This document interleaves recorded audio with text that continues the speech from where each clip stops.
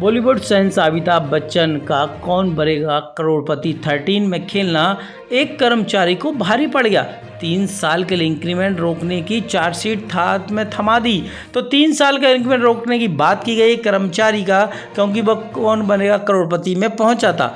तो अमिताभ बच्चन द्वारा होस्ट किए गए क्यूज कौन बने करोड़पति 13 में रेलवे कर्मचारी देशबंधु पांडे पहुंचे थे। शो के देशबंधु ने 3,20,000 जीते, लेकिन इसके बाद उनकी मुश्किलें बढ़ गई हैं। रेलवे की ओर से उन्हें चार्जशीट थमा दी है।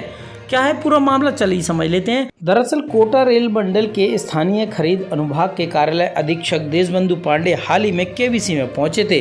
केबीसी के लिए देशबंधु ने 9 से 13 अगस्त तक मुंबई में रहे थे।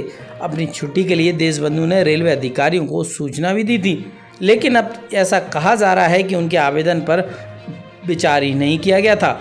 मीडिया रिपोर्ट्स के मुताबिक देशबंधु को रेलवे प्रशासन द्वारा चार्जशीट थमाई गई है। इसके बाद ही 3 साल के लिए उनका इंक्रीमेंट भी रोक दिया गया है। देशबंधु पांडे का केबीसी एपिसोड 26 और 27 अगस्त को प्रसारित हुआ था।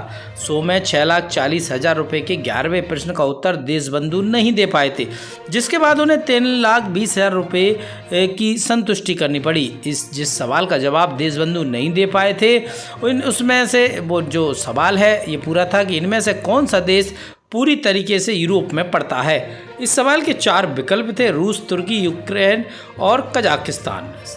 क्या था सही जवाब, चलिए अब तो जान ही लेते हैं। तो देशबंधु के पास इस सवाल के लिए एक्सपर्ट की राय लाइफलाइन मौजूद थी, जिसे वो इस्तेमाल कर सकते थे, लेकिन उन्होंने लाइफलाइन का इस्तेमाल नहीं किया और सवाल का जवाब रूस दिया। हालांकि उसका ये जवाब गलत निकला, जबकि सही जवाब यूक्रेन था।